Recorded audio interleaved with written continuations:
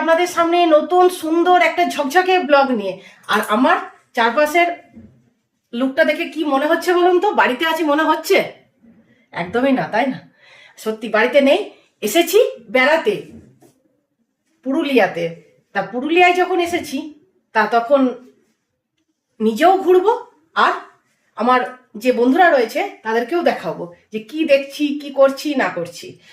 আর এটা আমরা একটা সুন্দর, খুব সুন্দর একটা হোটেলে এসেছি। হোটেলটা খুব সুন্দর, পরিষ্কার পরিচ্ছন্ন পরিপাটি, তাই না বল সোনামা? আর একদম ওয়াশরুম থেকে শুরু করে একদম খুব পরিষ্কার টিপটপ, দেখেই বুঝতে পারছেন দারুণ সুন্দর লুকটা। আর এখানে আমি তো রেডি, এখানে দেখুন সোনামা রেডি হচ্ছে আর সৌরজিৎ এখনো শুয়ে আছে। তা আমরা তো এসেছি আমাদের গাড়ি করেই, কিন্তু এখানে আসার পর ভাবলাম যে সৌরজিৎকে বলছি তোমাকে আর গাড়ি নিয়ে পাহাড়ে উঠতে হবে না, কারণ আমাদের বাড়ি থেকে ধরুন পুরুলিয়া অনেকটাই রাস্তা, তা এতটা রাস্তা সৌরজিৎ এসেছে গাড়ি নিয়ে, ওরও তো একটু রিল্যাক্স ফিল করতে ইচ্ছা করে। আর তাছাড়া দেখারও একটা ব্যাপার আছে, গাড়ি চালালে দেখবেন যে চালায় সে কিন্তু চারপাশটা অতটা ভালোভাবে দেখতে পারে না, যেটা আমি সরস্বতী ঠাকুর দেখতে গিয়ে বুঝেছি যে গাড়ি চালাতে গিয়ে পাশের যে ইয়েটা দাঁড়িয়ে দেখতে হচ্ছে, সেইভাবে দেখা যায় না। তা সেই জন্য যেটা মেন কথা সেটা হচ্ছে আমরা এখান থেকে একটা গাড়ি বুক করে নেবো। ওই 8 টাকায় দেবে বলেছে, তাই তো সৌরজিৎ? কি গো 8 টাকায় দেবে বলেছে তো? হ্যাঁ 8 টাকায় দেবে বলেছে, আমাদের মতনই নাকি। তা সেই গাড়িটা বুক করে নেবো আমরা। বলেছে ওরা 11টা যে সাইট সিন আছে সেগুলো হচ্ছে আমাদের দেখাবে। তা ভালো কথা, দেখা যাক। আমি এখনো ড্রাইভারের সাথে কথা বলিনি, কথা বলে দেখি কি কি ওরা সাইট সিন দেখাবে বলছে, সেই রকম হবে ব্যবস্থা। তাহলে চলুন দেখতে থাকুন। দেখুন আমরা বেরিয়ে পড়েছি আর এরকম সোনামা, সৌরজিৎ আর আমরা গাড়িটায় যাচ্ছি। খুব সকালবেলা যেহেতু আমরা বেরিয়ে পড়েছি সকাল সকাল, তাই হোটেলে আমরা আর চাটা খেলাম না। এবার চা খাওয়ার জন্য একটা কোথাও দাঁড়াতে হবে। দেখুন গাড়িটা এখানে রেখেছে আর এই 8 টাকাটা করে আমরা এসেছি। আগেই তো বললাম 8 টাকা খুব ভালো, বল পরিষ্কার পরিচ্ছন্ন। হ্যাঁ আমাদের মতন। আর সৌরজিতের তো উঠেই আরম্ভ হয়ে গেছে আমাদের মতন, এটা এখানে ওটা ওখানে। যাই হোক আমরা এখন এখানে একটু দাঁড়িয়েছি, এখানে একটু চা খাবো। বলো। হ্যাঁ কত শালিক দেখুন, দেখুন এদিকে আছে, দেখা যাচ্ছে? হ্যাঁ ওই যাও ওইখানে। চলো দিন ভালো যাবে। আচ্ছা তাই হোক, দিন ভালো যাক, সেটাই কামনা করি আমরাও। আর চলুন চাটা খেয়ে নিই। দেখুন মাটির ভাড়ে দারুণ দেখতে লাগছে, মানে গরম চা তার সঙ্গে মাটির ভাড় দারুণ। এখানে আসার পথে বা এসে প্রত্যেকটা চায়ের দোকানে আমি লক্ষ্য করে দেখলাম যে এরা এখানে মাটির ভাড়ে চা সার্ভ করে, যেটা খেতেও যেমন ভালো লাগে তেমনি বেশ সুন্দর। আমার খুব ভালো লেগেছে। আর এই দেখুন দূরে দেখা যাচ্ছে কি অপূর্ব সুন্দর অযোধ্যা পাহাড়। একদম এখন একটুখানি হালকা কুয়াশাতে ঢাকা রয়েছে, কারণ আমরা যেহেতু 7টার সময় হোটেল থেকে বেরিয়েছিলাম, তাই বোঝাই যাচ্ছে এখন সূর্যি মামা সবে উঠছে।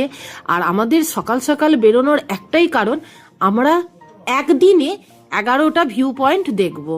জানি এটা খুবই চাপাচাপি হয়ে যাচ্ছে, কিন্তু তাছাড়াও আমাদের কাছে না আর কোনো উপায় নেই।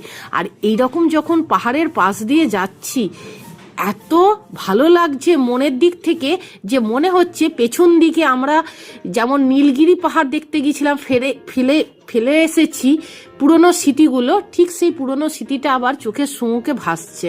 আর মনে হচ্ছে এটা নীলগিরি, আদতে কিন্তু এটা নীলগিরি নয়, এটা হচ্ছে অযোধ্যা পাহাড়। আর প্রত্যেকটা পাহাড়ের মানে আলাদা আলাদা পাহাড়ের আলাদা আলাদা একটা আকর্ষণ রয়েছে, যেটা আরো সৌন্দর্য।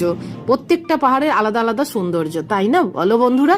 আর এখানে গিয়ে যেটা বুঝলাম, এখানকার মেন প্রাকৃতিক সৌন্দর্যটা হচ্ছে পাহাড় তো অবভিয়াসলি আছেই, এটা ছাড়া হচ্ছে পলাশ ফুল আর হচ্ছে শালবন। আর এই রকম আখের ক্ষেতের পাশ দিয়ে আমি যাচ্ছি। জীবনে কোনো দিন এইরকম আখের ক্ষেত আমি দেখিনি, আমার সোনামাও দেখেনি। আমরা তো দুজনে খুব খুশি। আর সৌরজিৎ বলছিল এই আখের ক্ষেতে যদি আখ কেউ কাটতো তাহলে ওখান থেকে টাটকা আখ আমরাও বাড়ির জন্য নিয়ে আসতাম। কিন্তু আমাদের যে ড্রাইভার দাদা তিনি বললেন যে ওই আখ গাছগুলো এখনো কিছুদিন পাকতে বাকি আছে, তাই এখনো কাটতেও বেশ কিছুদিন দেরি আছে। আর রাস্তাটা দেখুন, এমন একিয়ে বেঁকিয়ে রাস্তা পাহাড়ের কোলে ওঠার জন্য, আর পাশে এইরকম সুন্দর পাহাড় আর তার পাশ দিয়ে এইরকম সাংঘাতিক লেভেলের রাস্তা। যেমন ভয়ও লাগছে তেমনি একটা দারুণ সুন্দর একটা ভালো লাগা আছে।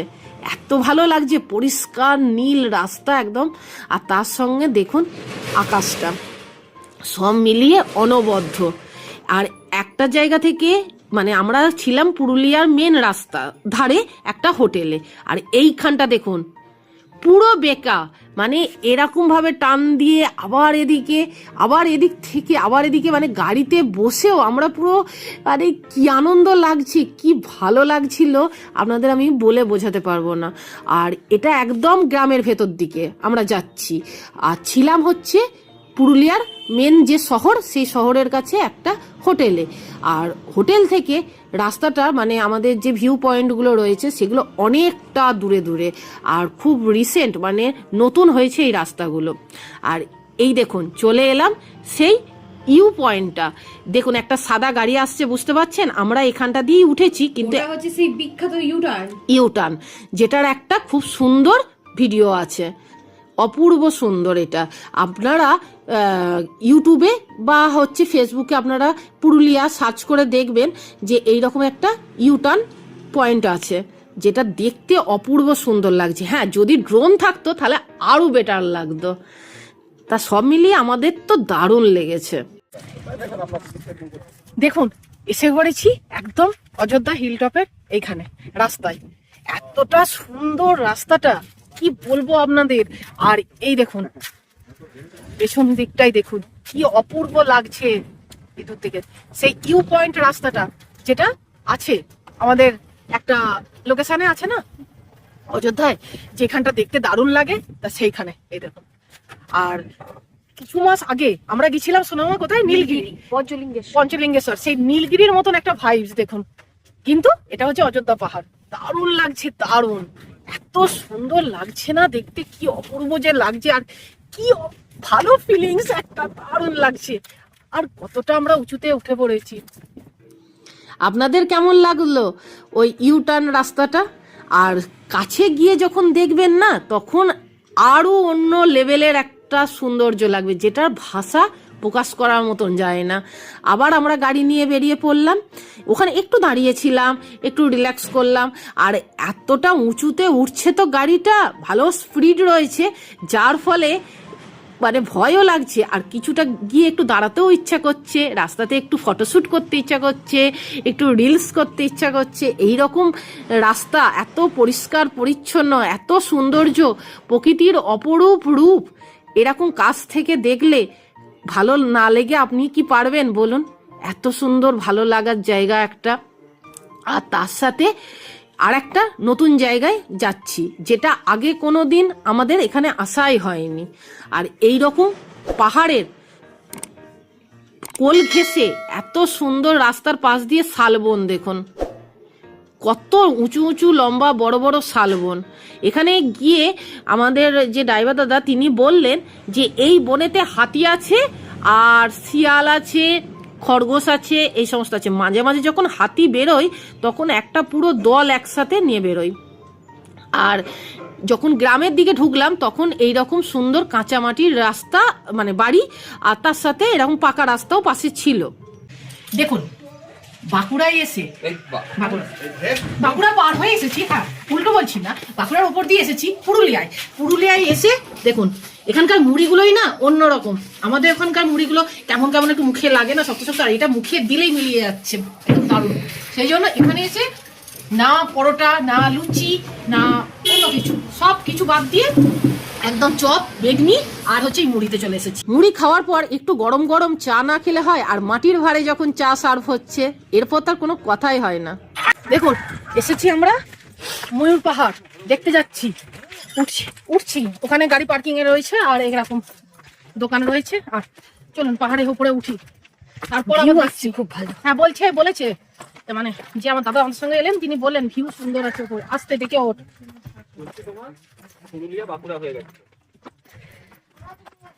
আর ওইদিকে দেখা পাথরগুলো কিভাবে পড়ে রয়েছে, একবার পড়লে 1 মাস পা তুলে নয় খুঁজেও পাওয়া যাবে না। চলুন এসে পড়েছি। ওই দেখুন কি অপূর্ব লাগছে দেখতে, এটাই ভিউ পয়েন্ট। অপূর্ব সুন্দর, চোখের শান্তি মনের শান্তি, কিন্তু শরীরে একটু কষ্ট। আরে পাহাড়ে উঠবো আর কষ্ট করব না সেটা কি হয়? কষ্ট তো লেগেই থাকবে। তার সঙ্গে সামনে দেখুন উফ একদম মার কাটারি একটা সৌন্দর্য, কি বলবো, এত সুন্দর ফ্রেশ এয়ার এখানে, দারুণ লাগছে ভিউ পয়েন্টটা।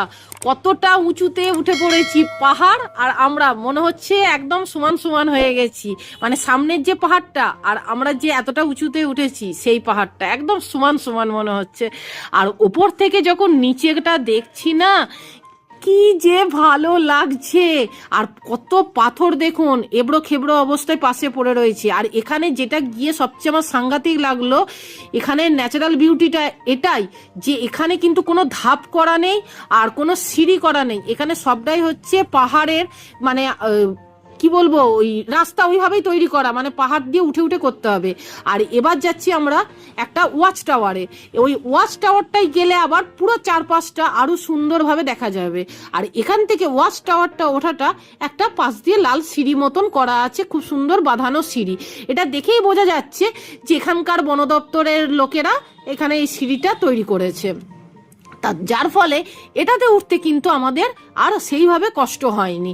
আর এখানে গিয়ে দেখুন পরিবেশটা পুরোটা শালবন, এত সুন্দর শাল গাছগুলো দেখতে লাগছে। আর এখান থেকে ছবি তোলা ভিডিও করা দারুণ যাবে, দারুণ। আর দেখবেন আলাদা আলাদা জায়গার আলাদা আলাদা এক্সপিরিয়েন্স, আলাদা আলাদা ভালো লাগা আর আলাদা আলাদা মনের মধ্যে একটা আপনার সৌন্দর্য তৈরি সৃষ্টি করে। যেমন আপনি যদি সমুদ্রে যান সেটা আলাদা সৌন্দর্য। আর এটা দেখুন একদম ওয়াচ টাওয়ারের ওপর থেকে কেমন লাগছে না, পুরো সবুজ, মনে হচ্ছে না ছোট্ট ছোট্ট গাছ রয়েছে চারপাশে। আমার তো দারুণ লাগছিল। আর কুয়াশা রয়েছে তো তখনও সকালবেলা অনেকটা, আরো বেশি ব্যাপক লাগছে দেখতে। মনে যেন যতদূর চোখ যাচ্ছে ততদূর শুধু পাহাড় পাহাড় আর সবুজ। আর তখন আমি নিচেতে ছিলাম, সোনামা বলছে মা ওই দিক দিয়ে এসো। আর উপরে গিয়ে যেটা দেখলাম সেটা হচ্ছে একটা মন্দির রয়েছে, আর মন্দিরে হনুমানজি রয়েছে। এখান থেকে এবার আমরা আর বেশিক্ষণ ওয়েট করব না, কারণ হচ্ছে আমাদের আবার পরের ভিউ পয়েন্টগুলোতেও যেতে হবে, কারণ নিচে গাড়ি দাঁড়িয়ে রয়েছে। আর এই যে সিঁড়িটা আপনাদের আমি বললাম, সেই সিঁড়িটা দিয়ে আমরা আস্তে আস্তে রওনা দিয়ে দিলাম। আমাদের দেখা কমপ্লিট হলো ময়ূর পাহাড়। এখানে আগে ময়ূর থাকতো কিন্তু এখন আর ময়ূর দেখা যায় না, কিন্তু বর্ষাকালে দেখা যাবে কিনা আমার জানা নেই। আর নাবার সময়টা বেশি খতরনাক, কারণ কি বলুন তো, ওই বললাম সিঁড়ি নেই, আছে ছোট ছোট নুড়ি পাথরের মতন বালি বালি, যেটা দিয়ে নামতে গেলে ভয় লাগছে যে হড়কে যাব। তাহলে চলুন পরের আবার ব্লগে আবার ফেরত আসছি।